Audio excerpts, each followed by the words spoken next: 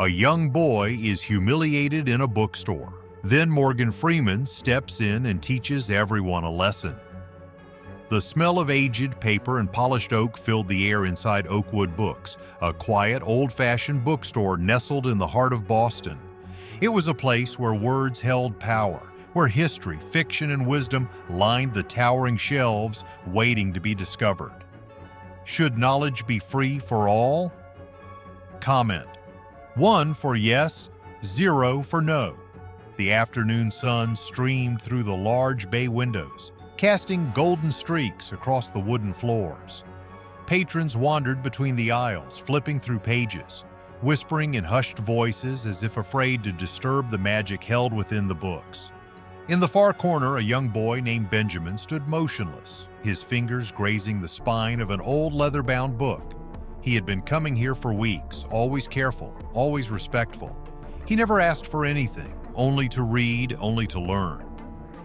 But today things would be different, because today someone would remind him that not everyone believes knowledge should be free.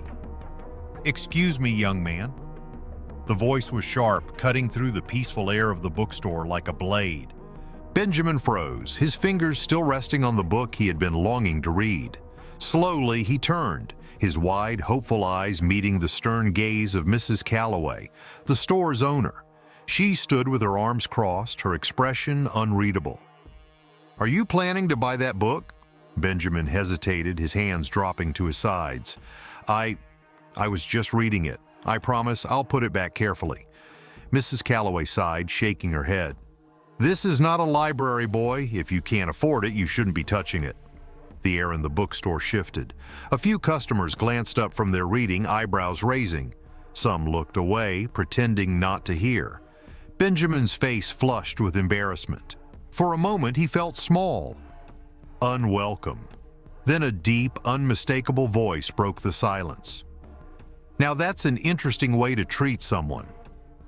Mrs. Calloway turned around, and immediately the entire bookstore fell silent, because the man who had spoken was Morgan Freeman. The silence in Oakwood Books stretched uncomfortably as Mrs. Calloway, the bookstore owner, stood with her arms crossed, her piercing eyes locked onto the young boy in front of her. Benjamin, barely 12 years old, swallowed hard, his small hands gripping the edges of the book he had been admiring. He had been coming here for weeks, always careful, always respectful. He never caused trouble. He only wanted to read. But today he had made the mistake of believing that this was a place where curiosity was welcome. "I just wanted to read a little," Benjamin murmured, his voice barely above a whisper. Mrs. Calloway's lips pressed into a thin line. "Books aren't free, young man," she said sharply. "And this isn't a library." The weight of her words settled over him like a heavy stone. For the first time, he noticed how others in the bookstore had begun to glance over. Some with mild curiosity, some with silent judgment. And some, like the tall man near the corner, Morgan Freeman, watched with something else entirely in his eyes. But Benjamin didn't notice him. Not yet. Because at that moment all he felt was humiliation. Morgan Freeman had always been an observer of people. He didn't just see what was happening, he saw why it was happening. And right now he saw a young boy who had just been told he wasn't good enough to touch knowledge. He exhaled, setting down the book he had been flipping through, and rose from his seat. His movements were slow, deliberate, the kind that commanded attention without demanding it. Mrs. Calloway didn't notice him at first, too focused on the boy who was now shifting uncomfortably, clearly unsure of what to do. "If you're not going to buy anything," she continued, "then you shouldn't be handling the merchandise. That book is expensive, and we can't have children putting fingerprints all over it." Benjamin's face flushed a deep red. His fingers curled slightly around the book as if his body refused to let go, even though his mind told him to. He could feel his heart pounding. He had read somewhere that words could cut deeper than knives. He had never truly believed it, until now. "That's an interesting way to treat someone." The rich, unmistakable voice sliced through the heavy air of the bookstore, freezing everything in place. Mrs. Calloway turned, her strict demeanor faltering just slightly when she locked eyes with Morgan Freeman. The murmur of nearby customers ceased. Even Benjamin, who had been bracing himself for more embarrassment, found himself staring up in surprise. Morgan Freeman didn't rush. He took his time, stepping closer, his hands casually tucked into his pockets, his expression calm but unreadable. "Forgive me for interrupting," he said smoothly, his voice rolling through the space like an old melody. "But I'm curious about something." Mrs. Calloway adjusted her posture, clearing her throat. "Mr. Freeman," she said, her tone shifting slightly, a subtle attempt to regain control of the moment. "I didn't see you there." "Clearly," Morgan replied, offering the smallest of smiles, though his eyes remained sharp. "Now, you were saying something about how books aren't free? That only people who can afford them should handle them?" Mrs. Calloway hesitated. She knew she couldn't take back what she had said, not in front of an audience. So instead, she doubled down. "It's simple," she said. "If he can't buy it, he shouldn't be holding it. I have a business to run." Morgan nodded slowly, considering this. Then he looked down at Benjamin.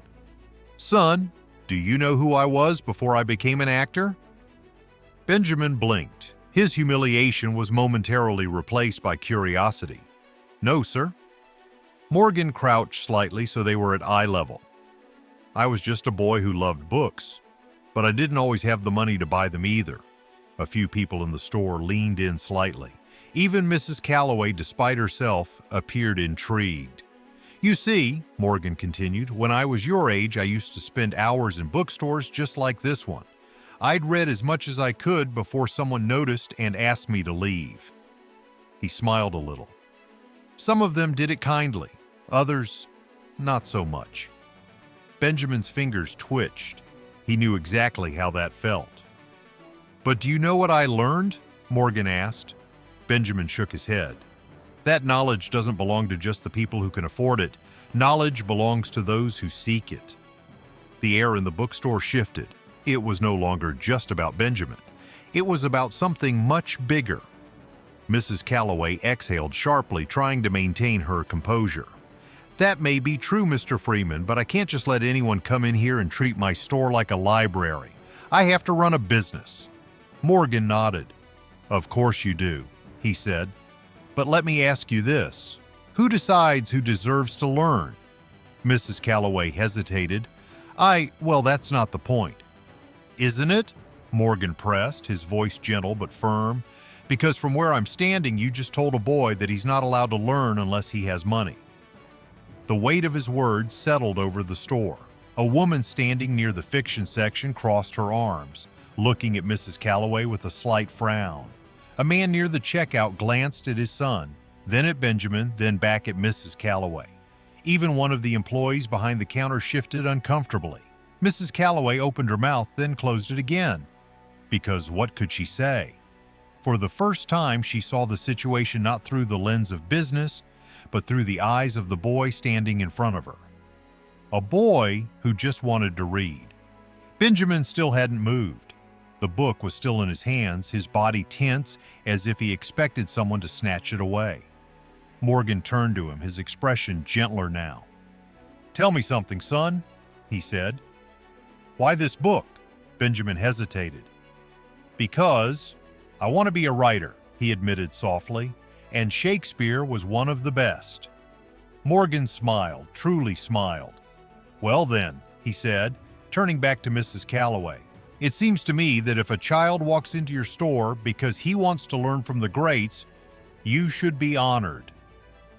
A murmur spread through the store.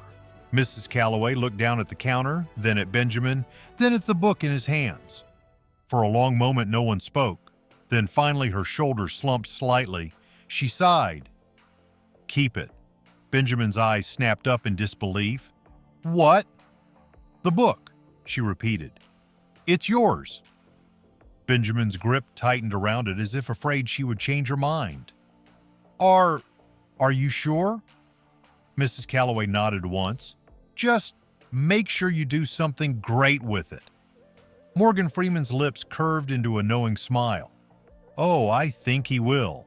The store erupted into applause. The air in Oakwood Books still carried the weight of the exchange between Mrs. Calloway and Morgan Freeman. Customers had stopped browsing. Employees behind the counter held their breath. And in the middle of it all, Benjamin stood frozen, clutching the book like it was the most valuable thing he had ever held. Because, in a way, it was. For years, books had been his escape, his window into worlds bigger than his own. And now, for the first time, he wasn't being treated as an outsider for wanting to learn. But the moment wasn't over yet, because not everyone in the bookstore agreed with Morgan Freeman's words. A sharp voice sliced through the quiet. "This is ridiculous." A man in a gray suit standing near the cashier shook his head in disbelief. He looked like a businessman, one of those people who spent their lives calculating numbers, weighing value in terms of profit and loss.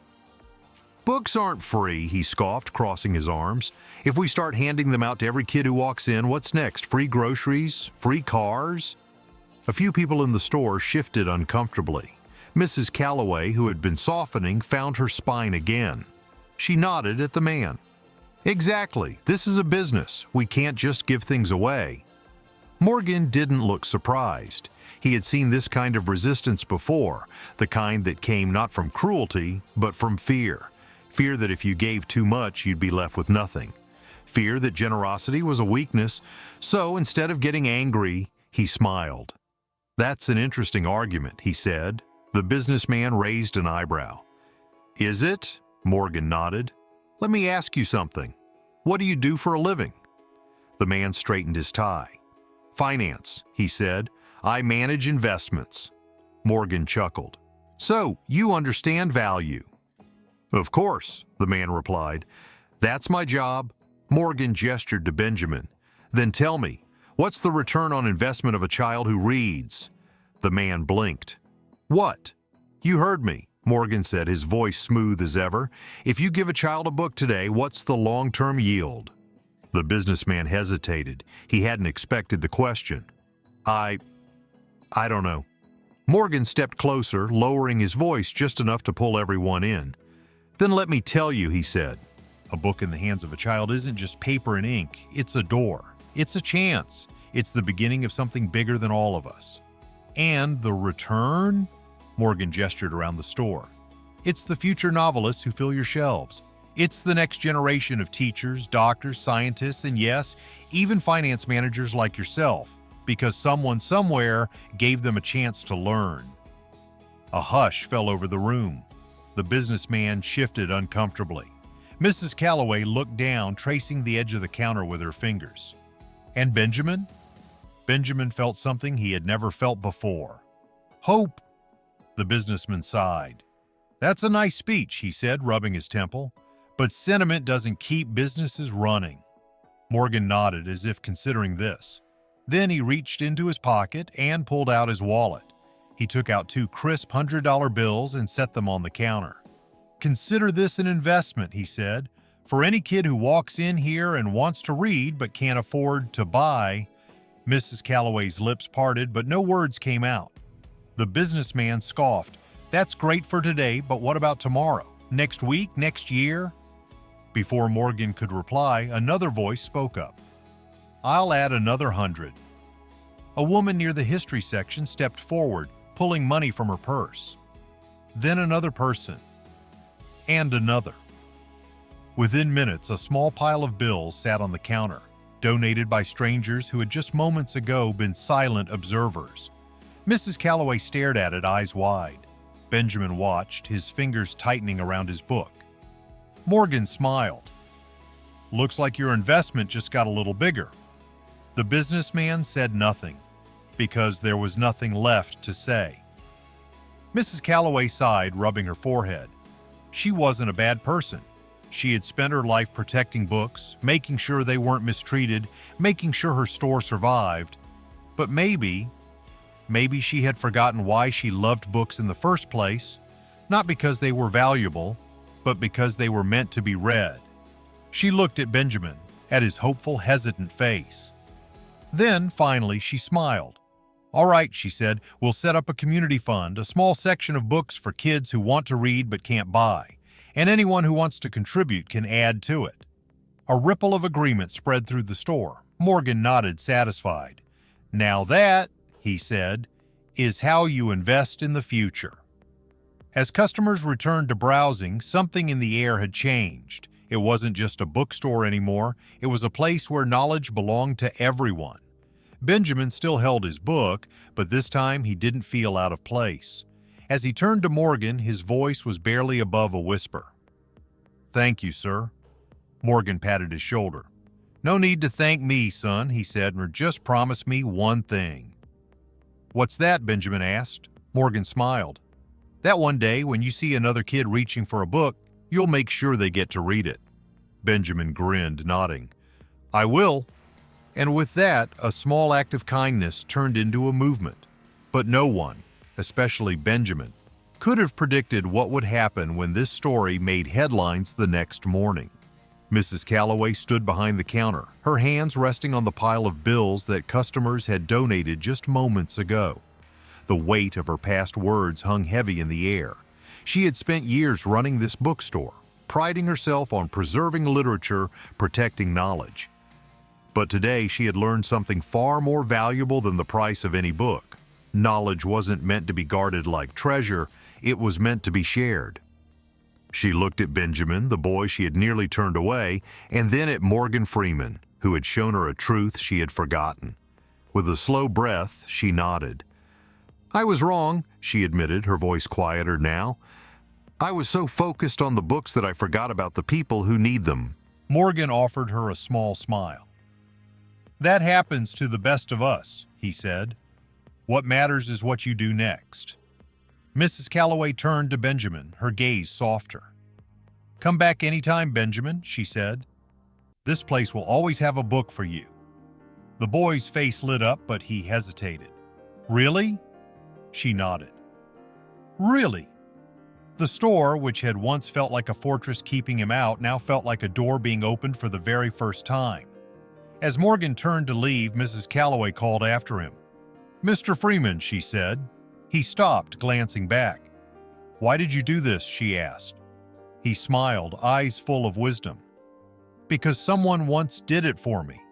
Through this story, we realize that knowledge is not a privilege. It is a right. Morgan Freeman's actions remind us that the true value of books isn't in their price, but in the impact they have on those who read them. A child with access to knowledge today becomes the thinker, leader, or innovator of tomorrow. This moment wasn't just about a young boy being denied a book.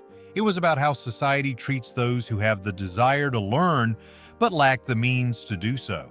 It's easy to believe that success is built solely on personal effort, but behind every great mind is someone who gave them a chance. True power lies not in hoarding knowledge, but in sharing it. Because when we invest in the next generation's ability to learn, we don't just change one life, we change the future.